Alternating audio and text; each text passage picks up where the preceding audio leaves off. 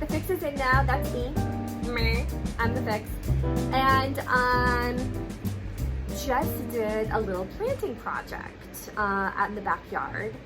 So I'm going to share with you a little bit of how that went.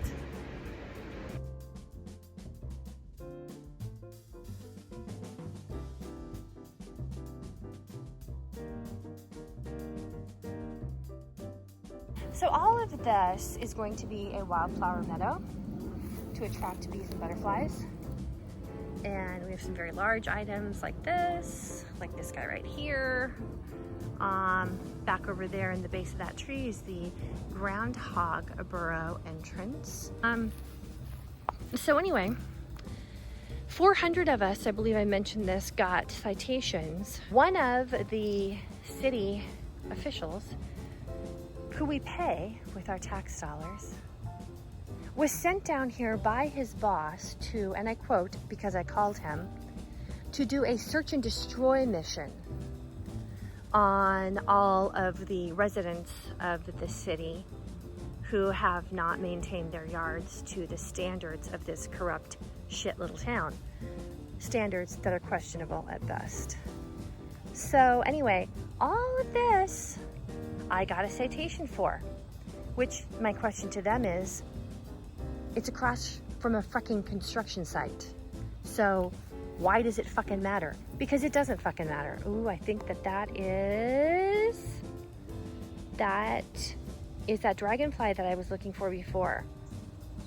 Well, hello. She's so funny. So this is a deer who's been coming around for a while, and she had triplets. And she is nursing them now, so she comes around and she eats the cat food up at my house because I feed some stray cats. So I think she's come for dinner because she comes like 2-3 times a day, sometimes 4 times a day. And I just actually put more food out, so she is going to be the beneficiary of some deliciousness, right? Hi, pretty girl. Hi, sweetie. Hi, sweetie. Yeah. Oh, that's you. Look at that udder. Yep, that's you, all right. She's like, oh, okay. You gonna go up there and get some dinner? You go right ahead. I'm planting things. I'm planting things. You go right ahead. You go up there and get some dinner. Okay. Now I'm gonna start planting. I'm planting my sweet corn, and I am planting sunflowers. And part of the reason I'm doing that is because this developer, let me just pull back a little bit. This developer is marketing this whole area. Once again, this whole area that is on a former city dump where coal ash has been buried. 40 years worth of coal ash has been buried. Is marketing this as luxury. Luxury. So what's gonna happen is, once these houses are actually finished and they're trying to sell them, he's gonna have a fucking fit that I am letting my property become a meadow and a natural reserve and sanctuary. Because he's gonna want his luxury homes to be facing a beautiful, well-manicured, well-landscaped area. Well, as far as I'm concerned, he can go fuck himself. And if he wants that, he can give me the money. I will be happy to go to a landscaper and make some changes.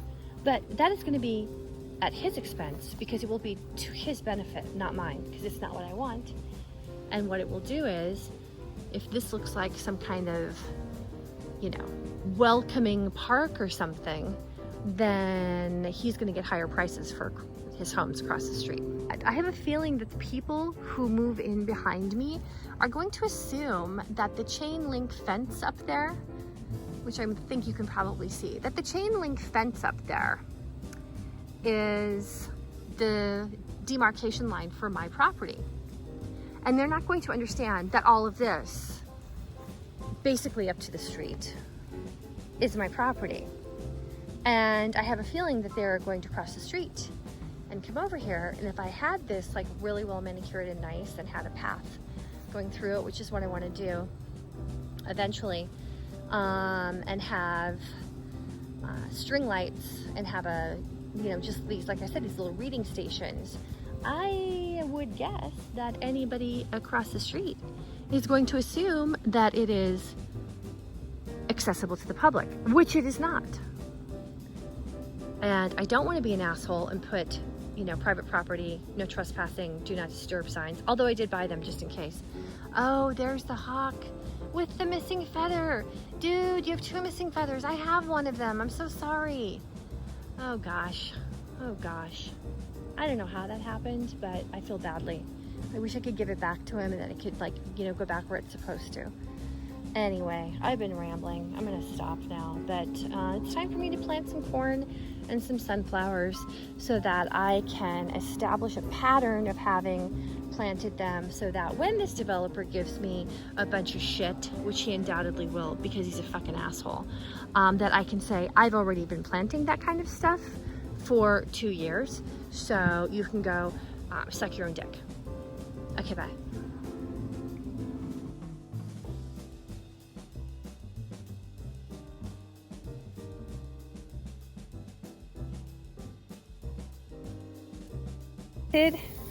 Sunflowers and sweet corn and those brown patches down there. So hopefully they'll grow. That'd be amazing. And then I need to put in that planter and in this planter 2 more love balls, which I have. So I'm gonna have to do that. I'll do this one next anyway. Yay! The problem is unanticipated neighbors. Like, I moved into that house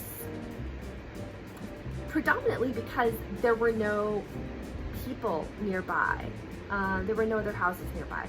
So it was going to be very peaceful, a lot of nature, and no construction because I was getting out of Manhattan. And then a year into my stay, not even a year actually, the woods were chopped down. And, you know, all this, as I've bitched about many times, started in. And what I have discovered from having worked with developers and project managers in the past on different projects in Manhattan is that they want their way and only their way. Like, that's just the mindset that they have.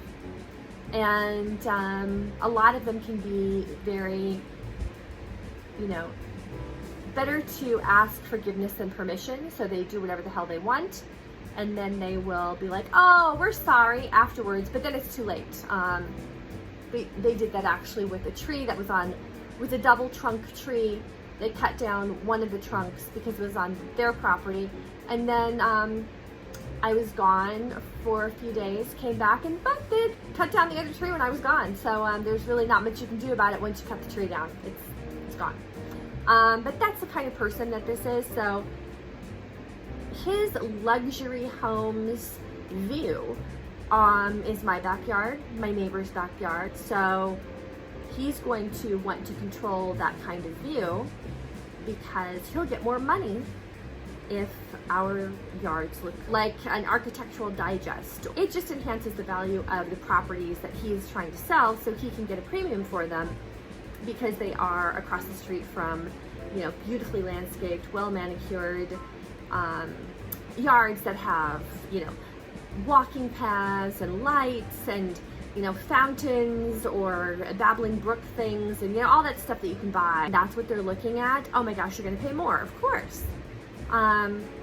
However, what I want is a wild meadow to attract bees and butterflies, and, you know, to have a place that is a safe space for the groundhog, for the deer, the skunks, the raccoons, the opossums.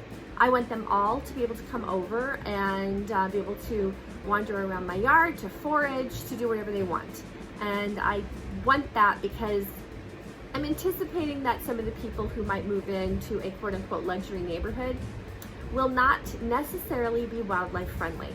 Like, if they have skunks nearby, they're going to trap and kill them or move them. And as far as I'm concerned, the skunks can do whatever the hell they want. They can dig up my yard, they can eat whatever they want, they can, you know, find grubs. I really don't give a shit.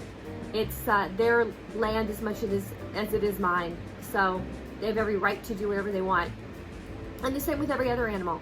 I have a groundhog who has built a 40 to 50 yard warren, pretty much, underneath my yard, with 4 entrances. 1, 2, 3, 4. Actually, he may be working on a 5th entrance because he's abandoned one of them. So, and that's fine with me. I don't give a shit as long as it's marked and I don't like step in it and sprain my ankle. Go right ahead, have as many burrow entrances as you want. And the same with the possums. Come right over. You guys eat ticks. Go for it. Have a field day, because the deer comes over, probably brings the ticks. Then the possums come over and they eat the ticks. See, it's a circle of nature. It's a circle of life. And I am A-okay with all of that. A-okay with all of that. What I'm not okay with is if some people move across the street and their random ass fucking kids are coming across and playing in my yard. Get out.